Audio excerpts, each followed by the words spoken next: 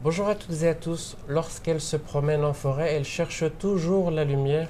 Évidemment, avec beaucoup de chance, sur son chemin, elle croise parfois un arc-en-ciel. Mon invité est un visage qui vous est familier. Depuis 20 ans, elle est journaliste, grand reporter sur TF1. Depuis 2016, vous la connaissez aussi aux commandes des opérations spéciales du journal de 13 heures de TF1. Bonjour Dominique Bonjour Lagrosse-en-Père. Nicolas, Je suis bonjour. vraiment ravi de vous rencontrer. C'est moi qui vous remercie d'être venu me rencontrer à Paris.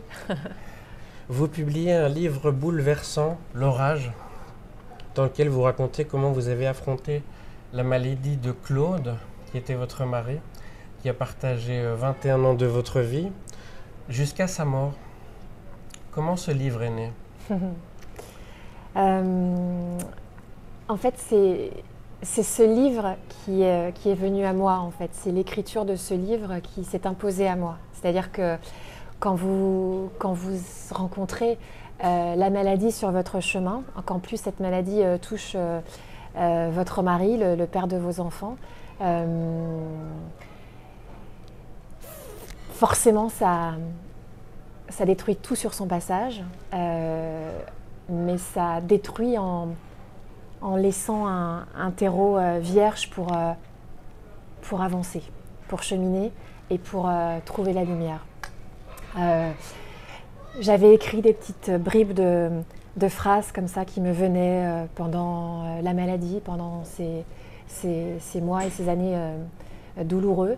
Et puis en janvier 2020, c'est-à-dire donc quelques mois après la mort de Claude, qui est décédé le 29 novembre 2019, eh bien, j'étais à la maison. Je me souviens qu'il faisait très très beau derrière la vitre de la maison.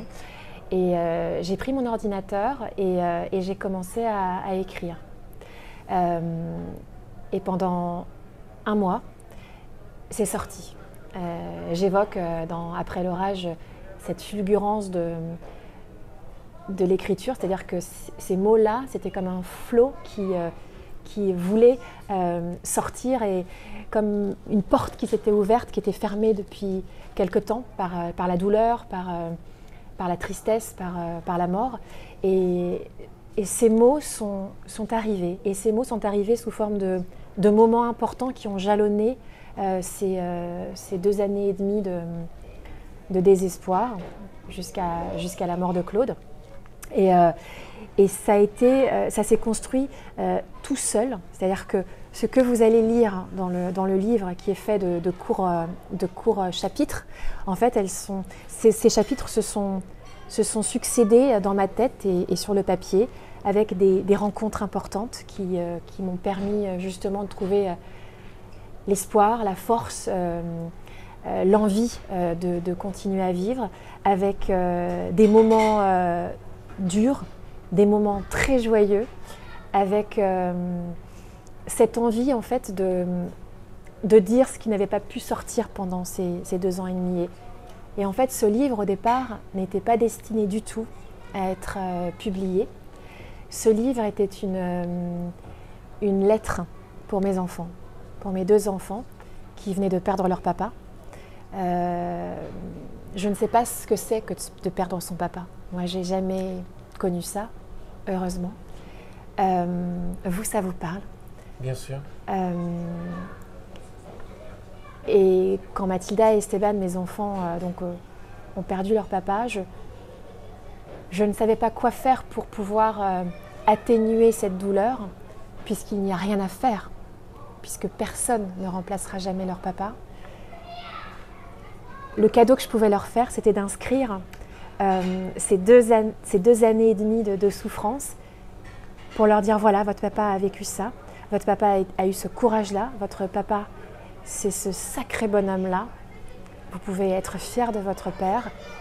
Et à travers ces mots-là, c'est la mort, ok, on l'a vécu en face, on l'a pris en pleine figure, mais on va lui faire un sacré pied de nez en lui expliquant que aujourd'hui, Claude est là, puisqu'on en parle, puisqu'il est dans Après l'orage, puisque vous venez me rencontrer pour parler de Claude, donc je suis tellement heureuse que Claude soit là, parmi nous. Et puis, nous, on est en vie. Et vous m'avez dit tout à l'heure que vous-même, vous aviez vécu ce drame-là. C'est vrai. Et nous qui avons la chance d'être toujours vivants, on sait ce que c'est que d'aimer la vie. C'est ça. Et votre papa est là, partout. Et bien nous, on est vivants. Alors on va l'aimer, cette vie, pour eux, pour ceux qui ne sont plus là, et parce que nous, on a encore toute la vie à vivre. Exactement. Vous demandiez ce que vos enfants pouvaient attendre.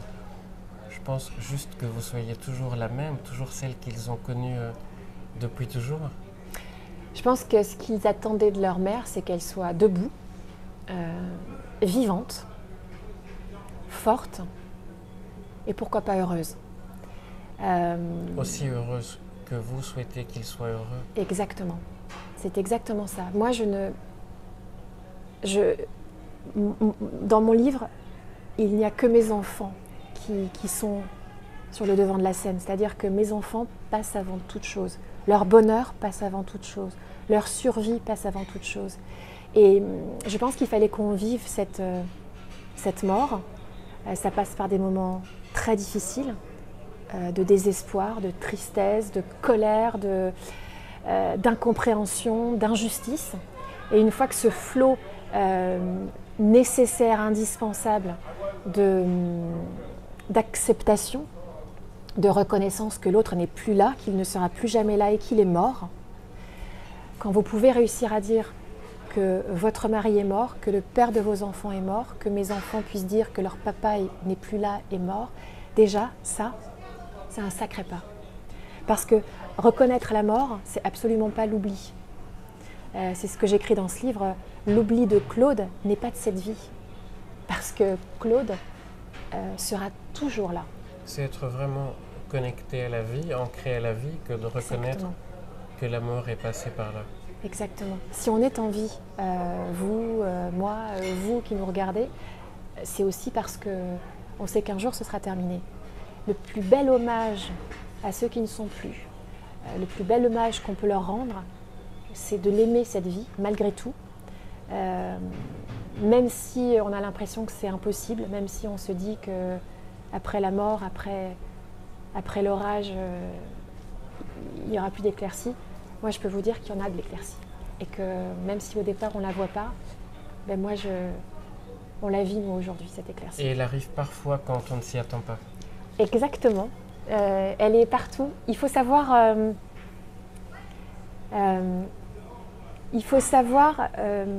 l'accueillir. C'est un terme que j'aime beaucoup, c'est que on en veut beaucoup aux autres en fait quand il se passe ça. Moi j'en ai terriblement voulu aux médecins parce qu'il fallait bien que j'ai un coupable. Et j'ai eu la chance de tomber sur des médecins qui ont compris ça et qui ont compris que cette colère-là, c'était surtout une colère pour la vie et que la vie était là. Donc ils m'ont laissé avoir cette colère. Ils savaient qu'elle n'était absolument pas personnelle, mais que c'était juste une colère aveugle. Cet espoir que peut-être Claude allait revenir, que peut-être ce cancer allait s'éteindre. Bon, ben, on n'a pas réussi et ces médecins ont été formidables. Et aujourd'hui, justement, c'est de dire elle est partout, cette vie. Encore faut-il lui laisser une place, encore faut-il ouvrir la porte. Ben, moi, j'ai décidé de l'ouvrir, cette porte. C'est pas facile, parce que c'est beaucoup plus facile de se recroqueviller, de rester dans la souffrance, dans le souvenir, que de prendre une grande gorgée d'air pur et de se dire allez, on y va, quoi. Et bien moi je l'ai prise, cette gorgée d'air pur, quitte à m'enivrer de sentiments, mais c'était bon de me sentir en vie et de se dire aussi que la vie et l'amour est partout. Vous racontez comment vous avez affronté la maladie de Claude. Un constat est immédiat pour moi. Vous êtes une femme forte, Dominique, mais je me pose une question de savoir si vous l'avez toujours été ou si c'est cet événement qui vous a rendue plus forte, si combative. Alors, c'est difficile de répondre à cette question. Je vais vous dire ce que les miens, ce que mes proches me disent depuis très longtemps. oui, j'ai cette force-là en moi. C'est-à-dire que souvent, on confond sensibilité, douceur et fragilité. Aujourd'hui, je découvre en moi cette force dont je n'avais pas conscience. Pour autant, ma famille et mes amis m'ont toujours dit que j'étais une sacrée battante. Claude me le disait également. Et aujourd'hui, peut-être que s'il faut donner un sens à ces épreuves de la vie, c'est que ces épreuves-là vous font prendre conscience de ce que vous êtes intimement et ce que vous autorisez aujourd'hui à sortir. Donc oui, je suis quelqu'un de sensible, quelqu'un de doux, mais ce que j'aime dans ce mot-là, c'est que j'ai une putain de force en moi. Et j'aime beaucoup ce mot parce que c'est vraiment ça. C'est organique, c'est animal.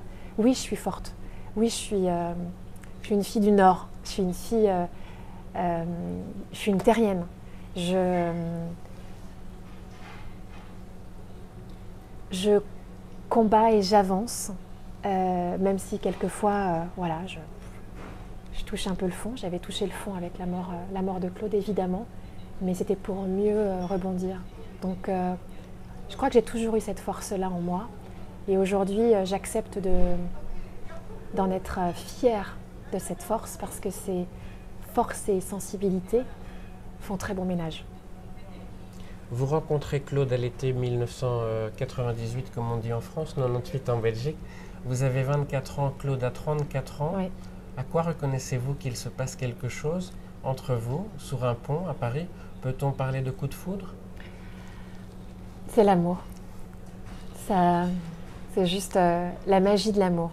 Voilà, et la magie de l'amour qui a fait qu'on a donné naissance à deux trésors. Voilà, c'est notre amour, c'est notre histoire. Vous vous mariez en juillet 2003 en Bourgogne. Quel souvenir gardez-vous de cette journée particulière? De champs de blé, de bon vin. Claude était bourguignon, donc il était né à Véret-sous-Salmaise. Son papa était médecin de campagne là-bas. Et c'est vrai que c'est un petit bout de campagne que j'ai découvert grâce à Claude. Et je vous invite à aller en Bourgogne, là-bas, à Véret-sous-Salmaise. C'est la douceur de vivre, c'est l'authenticité des régions, quelles qu'elles soient. Que ce soit la Bourgogne, que ce soit le Nord, que ce soit la Normandie, que ce soit le Limousin. J'aime ces gens-là parce que je pense qu'on est beaucoup ici à Paris et peut-être vous aussi dans les grandes villes. On est de quelque part, on a ses racines et je pense qu'on a les racines de sa terre. Et Claude m'a fait découvrir des petits morceaux de sa terre. Dont je suis très attachée aujourd'hui puisque avec les enfants on y retourne, j'ai beaucoup d'amis là-bas et la Bourgogne restera la terre de notre union. Voilà. Claude s'éteint le 29 novembre 2019 à 14h15 à l'hôpital Georges Pompidou à Paris. Vous écrivez: j'ai quitté seul l'hôpital ce jour-là. Je voulais mourir moi aussi. Cette phrase est forte évidemment. Est-ce que réellement, sans votre meilleur ami qui est rapidement venu vous rejoindre, vous auriez tenté de mettre fin à votre vie, vous qui avez 2 enfants et qui aimez tellement la vie?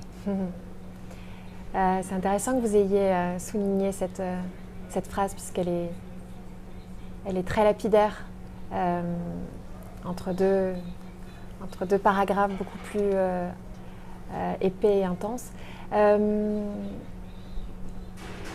Je ne sais pas. En tous les cas, j'ai senti un très grand désespoir et ce désespoir-là a été immédiatement balayé par la pensée et l'amour de mes enfants. Et je pense que la mort peut vous entraîner très loin, c'est-à-dire que la mort d'un être peut effectivement vous faire sombrer. Et on est à l'écoute de tout ça. C'est-à-dire qu'on sent que son corps, on se perd, quoi. On se dit mais comment je vais réussir à continuer à vivre et c'est la sonnette d'alarme. Donc moi je suis très à l'écoute de mon corps. J'ai la chance d'avoir des gens autour de moi qui sont d'une authenticité et d'une amitié rare et précieuse. Vous parlez de Claire. Voilà, j'évoque tous ces amis dans le livre. Je ne peux pas vous répondre à cette question. L'important, c'est que je suis là, en vie, bien en vie, droite dans mes bottes, et que j'ai 2 enfants qui font que cette vie-là est précieuse et vaut la peine d'être vécue. Voilà. Exactement, la vie continue envers et contre tout, écrivez-vous. Depuis son départ, Claude s'est déjà manifesté dans votre vie à vos côtés à plusieurs reprises. Vous vous y attendiez? La petite coccinelle? Notamment. Non, pas du tout. C'est à elle que je pense. Ouais. C'est vrai que c'est... Alors je ne sais pas, on met des signes là où on veut. Je pense que certains croient en Dieu, certains croient en la spiritualité, certains voient en des signes, en une coccinelle, la présence de l'autre. Moi, je peux vous dire que Claude est partout. Ouais, Claude est partout. Et je partageais ça justement avec une amie, Sarah, qui connaissait très bien Claude. Elle aussi a vu des coccinelles au moment où Claude est parti. Ben moi, ça me fait très plaisir de me dire que dans cette petite coccinelle, eh ben, y a Claude. Et que quand elle arrive sur ma main, je me dis, tiens, voilà, c'est ma manière à moi de lui faire un coucou. Et pourquoi pas? Peut-être que c'est lui, peut-être que c'est pas lui. Moi, en tout cas, c'est ma manière à moi de me réchauffer. Ma manière à moi de réchauffer mon cœur, c'est de croiser un papillon Ben, vous voyez. qui se manifeste quelquefois près de moi et je lui souris, peut-être comme vous souriez à cette coccinelle. Vous évoquez vos visites au cimetière. Je ne savais pas que j'aimerais y venir. Écrivez-vous. Oui, c'est vrai. Généralement, il y a d'autres lieux plus sympathiques. Plus joyeux, oui. Alors, que ressentez-vous lorsque vous êtes au cimetière, alors, puisque vous aimez y aller? C'est un très joli endroit. C'est-à-dire que je parle beaucoup d'Isabelle, la gardienne du paradis. C'est intéressant, cette femme, et j'ai beaucoup d'empathie, de respect pour cette dame qui est d'une très grande bienveillance, qui avait connu Claude, puisque Claude était venu dans ce cimetière peu avant sa mort, peut-être pour voir là où il allait reposer. Et c'est vrai qu'Isabelle est un peu une gardienne de jardin. En fait, ce cimetière est très beau parce qu'il y a des roses partout. Il est entretenu, il y a des arbres. Et eh bien oui, moi je redoutais un peu, je me disais oh là là, ça va être noir, ça va être un peu mortifère, on va y aller. Et en fait pas du tout, parce que je trouve que c'est joli de voir ces visages sur une tombe, de voir ces fleurs de toutes les couleurs. Et aujourd'hui, moi j'ai décidé que ce cimetière ce sera un lieu joyeux. Et pourquoi la mort serait forcément triste? Pourquoi elle gagnerait avec ses larmes, avec sa tristesse, avec sa mélancolie? Et bien moi je me dis qu'aujourd'hui, quand j'y vais, ouais, je peux y pleurer parce que j'ai envie de pleurer. Je peux rigoler parce que j'ai envie de rigoler. Je peux raconter des histoires parce que j'ai envie de raconter des histoires. La dernière fois, j'ai croisé quelqu'un dans le cimetière qui venait changer les fleurs. Bon, on a échangé et ben, c'est la vie qui est là. Et c'est pas la mort. Moi, j'aime à penser que dans la terre, il n'y a plus que des corps décharnés. Voilà, on va tous finir comme ça. Mais nous, on est là. Nous, on est là et on arrose ces fleurs. On parle, on papote, on rigole. Je vois Isabelle, je lui ai offert mon livre. Elle était heureuse, elle me dit « Oh, mais c'est chouette !» Elle dit « Au moins, on raconte une histoire dessus. » Et bien voilà, mon cimetière va servir à parler justement de la vie qui continue. Donc oui, j'aime bien y aller au cimetière. Pas tous les jours. Hein. J'avoue qu'il y a plein d'autres endroits. Les restaurants, je préfère par exemple. C'est beaucoup mieux. C'est très sympa. Vous évoquez ce que vous appelez son jour de fête. Ouais. Et j'aime beaucoup cette expression. Ouais. Pour le célébrer, je veux que ce jour soit une fête, qu'on puisse se souvenir de ton départ avec douceur et enthousiasme et qu'on l'évoque toute notre vie. Oh, c'est beau, c'est fort. Je voulais surtout, encore une fois, que mes enfants soient libres de parler de l'enterrement de leur papa. Vous savez, je ne sais pas si c'est le cas pour vous, mais quand on était petit, c'était tout un... Il y avait des codes, c'était tout en noir. Je me souviens des femmes veuves qui étaient tout en noir. On était à l'église, les enfants ne pouvaient pas courir partout parce qu'il ne fallait pas casser ce protocole mortifère. Et je me suis dit, mais non, moi j'adore les enterrements où on chante, les enterrements où ça bouge, les enterrements où on applaudit l'être disparu. Et moi, je me suis dit, je veux que mes enfants puissent se remémorer ce jour comme étant un jour joyeux. Parce que Claude aurait détesté voir ses enfants pleurer, voir ses enfants ne pas parler d'enterrement parce que c'est tabou, parce que c'est la mort qui rôde, etc. Non. Donc moi, j'ai décidé que à cet enterrement-là, eh bien, on mettrait les chansons qu'on aime, les chansons que les enfants ont choisies pour leur papa, les chansons qu'on écoute, la fenêtre ouverte dans la voiture en pleine vacances. Voilà, c'est ça un enterrement. C'est dire merci à l'être qui n'est plus là, merci pour tout cet amour qu'il nous a donné, merci à Claude, parce que Claude était quelqu'un de généreux, quelqu'un de brillant, quelqu'un qui aimait les gens, quelqu'un qui avait un sacré caractère, quelqu'un qui aussi avait aussi ses moments difficiles. Et ben c'est tout ça qu'on a célébré, c'était Claude. Voilà. Et aujourd'hui, quand on en reparle avec les enfants, ben on reparle aussi du moment, ce dont je parle dans le livre, ce moment à l'enterrement où le cercueil est entré en terre, eh bien, on avait de la musique.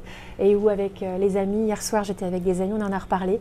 Et bien ce jour-là, où on a partagé un verre de gin and tonic parce que c'était son apéritif préféré, et bien on a tous bu un verre de gin and tonic. Même Julie, une amie qui me dit « j'ai jamais bu du gin and tonic, je déteste ça », et bien elle dit « j'ai honoré Claude avec le gin and tonic ». Et aujourd'hui, on en parle, on rigole et on écoute ces musiques. Et c'est tellement important. C'est pas mieux ça. Et vous devancez la suite.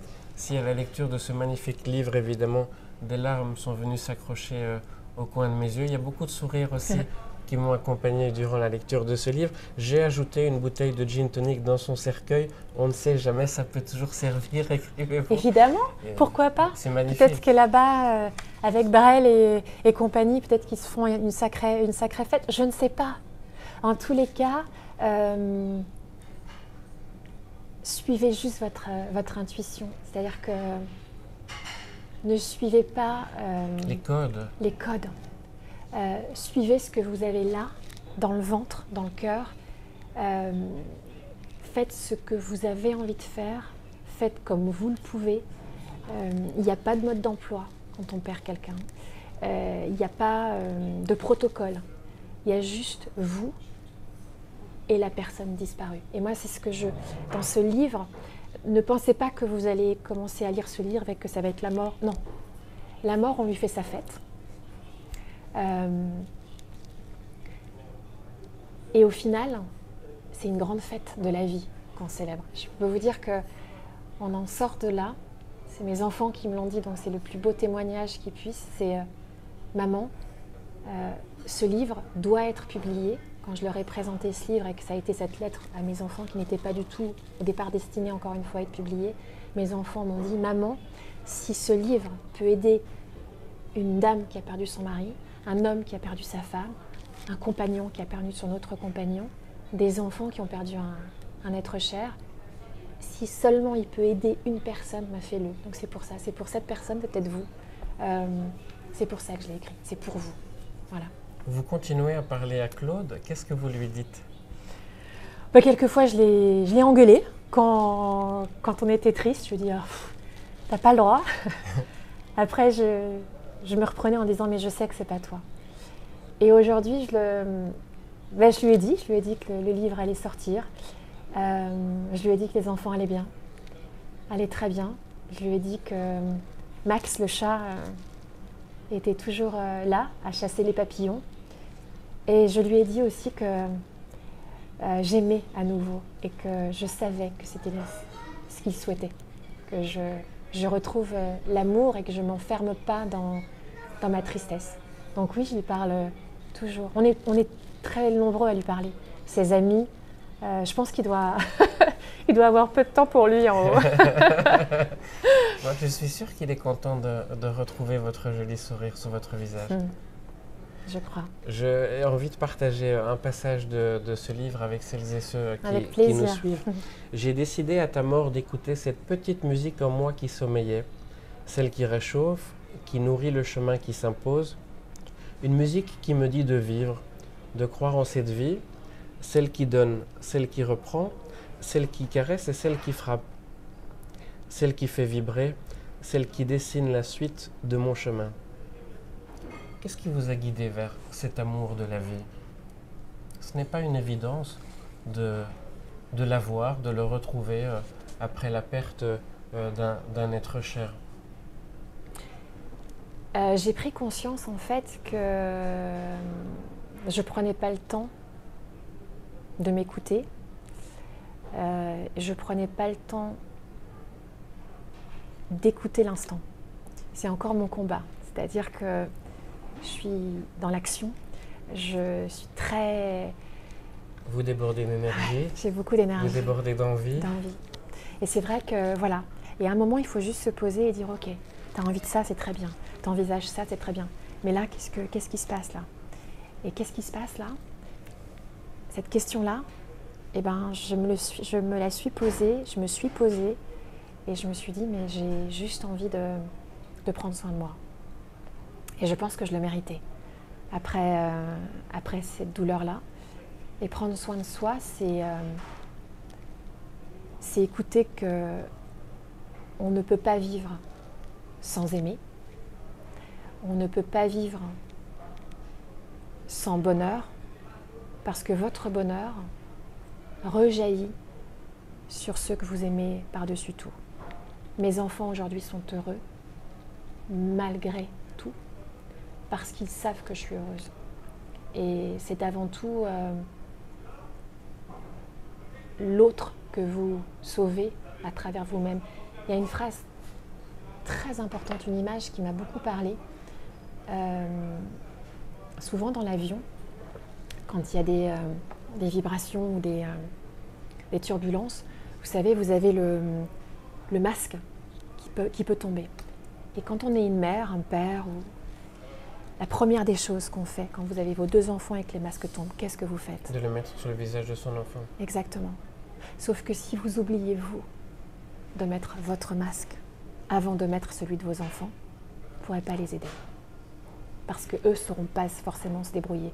Si vous mettez d'abord votre masque et ensuite que vous appareillez vos enfants, c'est la seule manière que vous pourrez les aider et que vous pourrez essayer de les sauver. Et ça, j'ai compris ça. C'est pas de l'égoïsme. C'est pas de l'égoïsme, c'est juste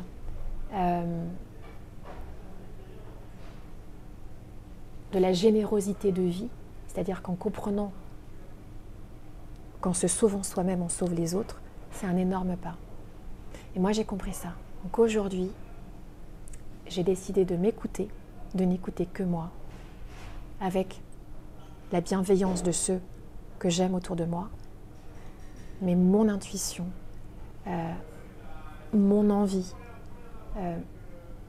ma force en moi, elle est forcément légitime puisque c'est la mienne.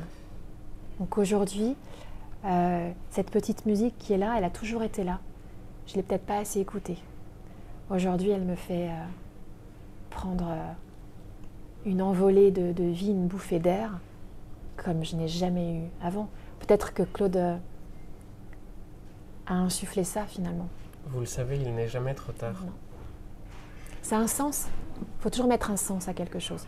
Même quand il n'y a pas de sens à la mort, qu'une explication à la mort, il y a une... Voilà, c'est comme ça. Sauf qu'elle est là. Donc autant trouver un sens à ça Et mon sens à moi, c'est de dire tu ne vas pas gagner, toi, la mort. Tu mourras un jour. Elle vous aura. Désolée. Le plus tard possible, s'il vous plaît. Le plus tard possible. C'est exactement ça. Et pour nous, et pour celles et ceux que nous aimons. Exactement. Mais en attendant, vivons. Vivons et aimons. Vivons. On n'a pas de temps à perdre. On n'a pas de temps à perdre. Il y a donc beaucoup d'amour dans ce livre, mais de l'amitié aussi très présente. Oui. Moi, je l'assimile aussi à de l'amour, l'amitié dans ma vie. Chaque matin de ces 2 années et demie de combat et de souffrance, il a été de ceux qui m'ont accompagné pour retrouver le chemin de la vie, écrivez-vous. Je venais lui dire bonjour dans son bureau. C'était mon premier réflexe avant de commencer à travailler. C'est Jean-Pierre Pernaut. Il avait ce sourire qui donnait la pêche, écrivez-vous. Bah oui, vous le connaissez, son sourire. Hein. Il donne la pêche. C'est vrai. C'est quelqu'un qui compte énormément dans votre vie, Dominique. Oui, ça a été un coup de foudre professionnel. C'est-à-dire qu'on s'est reconnus tout de suite. Moi, j'aime bien ces rencontres-là où on ne tourne pas autour du pot. Les valeurs sont les mêmes. Et on sait que ça va bien se passer. Une amitié, c'est quand elle fait du bien, quand elle nourrit, quand elle vous tire vers le positif. Et qu'elle sait aussi recueillir le moins bon. Un ami, c'est quelqu'un qui vous connaît bien et qui pourtant, je cite cette citation, qui vous connaît bien et qui pourtant revient. Ben, je trouve ça fantastique parce qu'il connaît tout de vous. Donc oui, Jean-Pierre, on a vécu une très belle aventure et de cette aventure est née une amitié, oui, très forte. Et il a participé à mon embellie, justement, chaque jour, d'avoir ce sourire, d'avoir cette pêche, d'avoir ce dynamisme, tout comme mes autres amis. Je les cite, hein, Claire, Julie, Étienne, Caroline, Paul.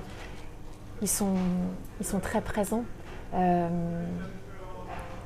Je les remercie tous, d'ailleurs, en dernière page de ce livre, parce que chacun, c'est comme un maillage, en fait. Chacun a été là, ça a été dur à porter pour eux. Hein. Ils en ont passé des soirées à pleurer aussi, à prendre sur eux. Et ils se passaient le relais, c'était un relais de fond. Et l'un était là quand l'autre était fatigué. Et ils ne m'ont jamais laissé seule. Donc, oui, j'ai eu beaucoup de chance de les avoir. Mais je pense qu'il n'y a pas de hasard dans la vie. Il y a juste les rencontres au bon moment et d'être digne de ces rencontres-là. Voilà. Vous avez travaillé tous les jours jusqu'à la mort de Claude, c'était vital, oui. C'était ma respiration, ma force, ma thérapie, m'accrocher à la vie. Il ne pouvait donc pas en être autrement. Non, je me souviens de cette phrase de Jean-Pierre qui me disait le lundi qui a suivi l'enterrement de Claude, j'avais un plateau et il me dit « Est-ce que tu veux le faire ?» Évidemment, c'était aussi vital que de boire un verre d'eau quand vous êtes en plein désert. Voilà, c'est ce qu'on est. Et je pense que c'est un très bon signe, c'est-à-dire que quand vous avez la force de vous raccrocher à ces choses-là, ça veut dire que vous êtes sur la bonne voie, la voie de la vie et de la guérison, en fait. Vous savez, parfois autour de nous, il y a des citations qu'on aime encadrer, qu'on aime garder près de nous. Ça peut être Sœur Emmanuel, le Dalai Lama, des citations d'amis. Il y en a une que moi j'ai envie de garder près de moi, elle est issue de ce livre, puisque vous avez choisi de sourire à la vie. C'est vous qui choisissez le chemin à prendre. Moi j'ai opté pour la douceur, la lumière, les sourires, les rires, la musique, l'amour et le bon vin, la bienveillance. C'est chouette, non ? Je n'ai pas envie que ces mots me quittent. Mais oui. Pourquoi pas ? Et pourquoi pas ? Et pourquoi il faudrait se faire du mal ? Et pourquoi il faudrait être triste ? Il y a suffisamment de moments, et on le sait dans l'actualité aujourd'hui, d'être triste. Quand vous allez sur les réseaux sociaux, moi j'ai pas envie de garder la violence, la méchanceté.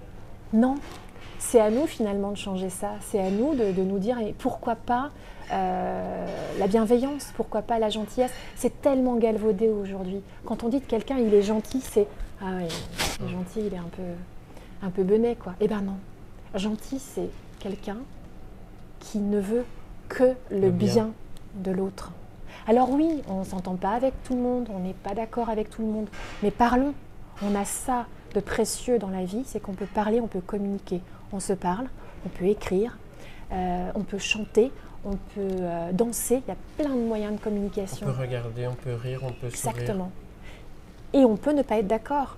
Et pas être d'accord, ça ne veut pas dire détruire. Donc oui, moi la bienveillance, la gentillesse, la sensibilité, encore une fois. Et comme vous le disiez, sensibilité n'est pas fragilité. Et n'est surtout pas sensiblerie. C'est-à-dire que ce sont aujourd'hui dans notre société, ce sont des qualités que l'on veut dégonfler et que l'on veut transformer en fragilité. Non. Moi, je continue sur ce chemin. Pourtant, j'ai morflé. Je continue aujourd'hui à me dire que cette vie, et c'est ma phrase dans le livre, même si elle est dégueulasse, elle est belle. Et très bien, elle est dégueulasse, mais moi je préfère garder le côté belle. Parce qu'elle est belle, parce que malgré tout elle est belle. Donc oui, j'ai dit ce que j'avais à dire par rapport à la mort, par rapport à tout ça, mais aujourd'hui, oui, je préfère le bon vin, je préfère la bienveillance, je préfère l'amitié, et ceux que je n'ai pas envie de voir ou ceux qui me font du mal ou qui me provoquent des ondes négatives. Ils le savent. Ils le savent et je les mets de côté. C'est une perte de temps trop importante. Moi, je préfère consacrer mon temps à ce qui en vaut la peine, quoi. Donc voilà, c'est ça ma manière de vivre aujourd'hui. Et justement, la vie vous a offert de connaître un nouvel amoureux. Oui. Vous aviez peur de faire encore souffrir davantage vos enfants en leur donnant l'impression d'avoir remplacé leur papa, écrivez-vous. Évidemment, c'est la première chose à laquelle on pense. J'imagine que toutes les mamans, tous les papas qui nous écoutent, vous devez vous dire ça, évidemment. Je ne voulais pas la double peine pour mes enfants. C'est-à-dire que j'imagine que ce qu'ils ont vécu, je dis bien j'imagine puisque je ne peux pas me mettre à leur place, je ne pourrai jamais me mettre à leur place. Ce qu'ils ont vécu est une souffrance indélébile.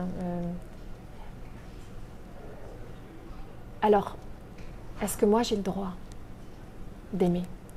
Évidemment que cette question est revenue en boucle. Est-ce qu'on a le droit d'aimer? Mais pourquoi cette question est revenue en boucle? Parce qu'en fait, je me suis mal posé la question. C'est pas est-ce que j'ai le droit d'aimer? Évidemment que j'ai le droit d'aimer. C'est même un devoir. La question, c'est est-ce que j'ai le droit d'être heureuse? Et la Exactement. réponse est forcément une évidence, oui.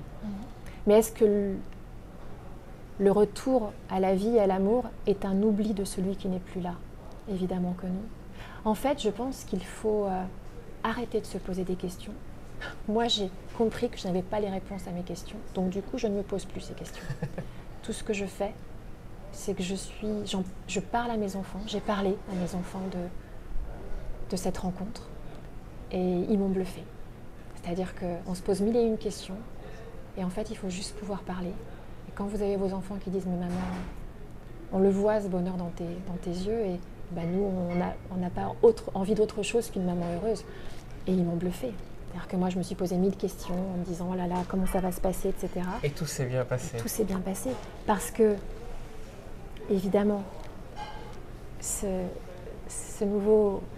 nouvel amour est là dans ma vie. Mais évidemment que Claude est là. Évidemment que Claude est là. Mais Claude est mort. Claude n'est plus.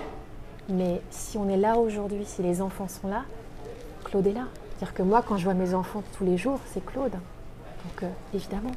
Et moi, ma conception des choses, mais encore une fois, il n'y a pas de mode d'emploi. C'est-à-dire que je ne suis pas là en train de vous dire il faut faire ça, etc. Moi, c'est mon aventure, c'est mon chemin. Moi, il s'est imposé ainsi. C'est-à-dire que moi, je Je suis pas une solitaire. Moi, je suis quelqu'un qui aime la vie. Et l'amour, ce nouvel amour qui est arrivé dans ma vie et l'arc-en-ciel dont vous parliez au début, c'est mon arc-en-ciel à moi et je suis heureuse de l'avoir vu et de le vivre, cet arc-en-ciel. Voilà. Et ça se voit. Le 18 décembre 2020 est aussi une date particulière dans votre vie. Oui. Mon JP. C'est le dernier journal de 13 heures de Jean-Pierre Pernaut. Je l'appelle mon JP. Qu'avez-vous ressenti ce jour-là?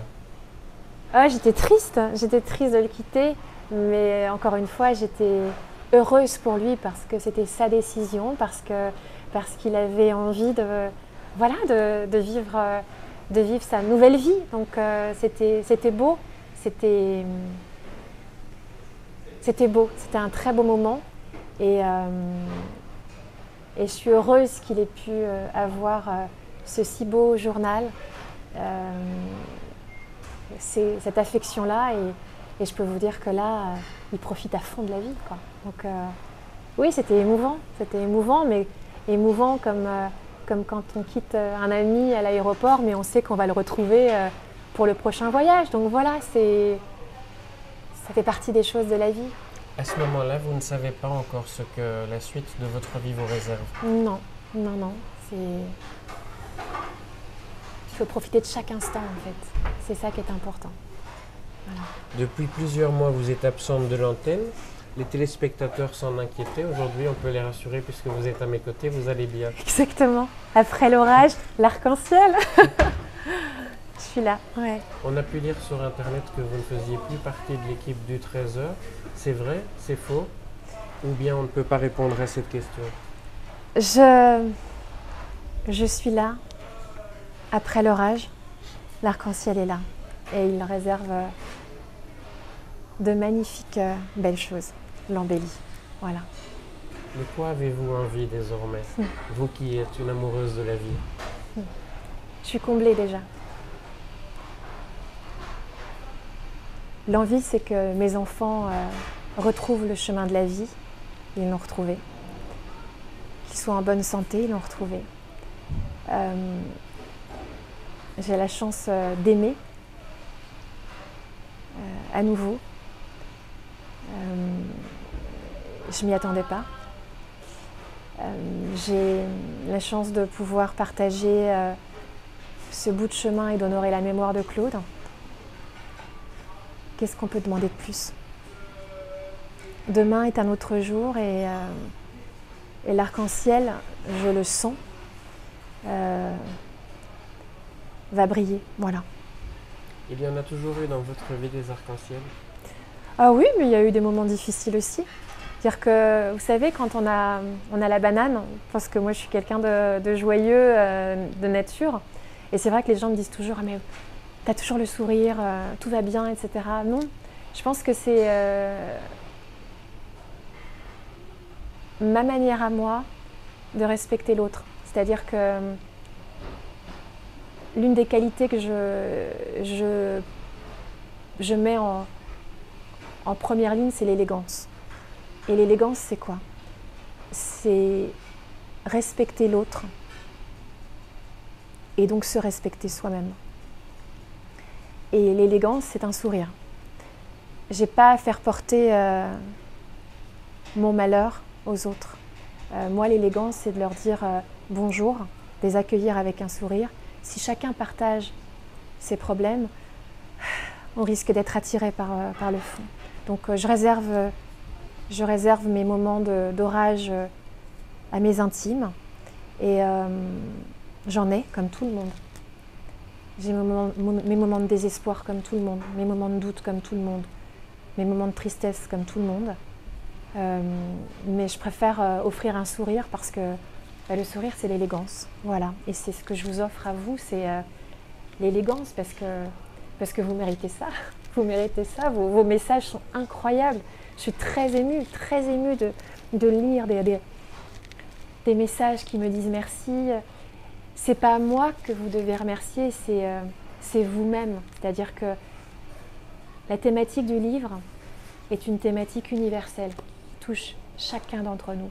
Parce que soit on a vécu la mort, soit on est en train de la vivre, soit malheureusement on va la vivre.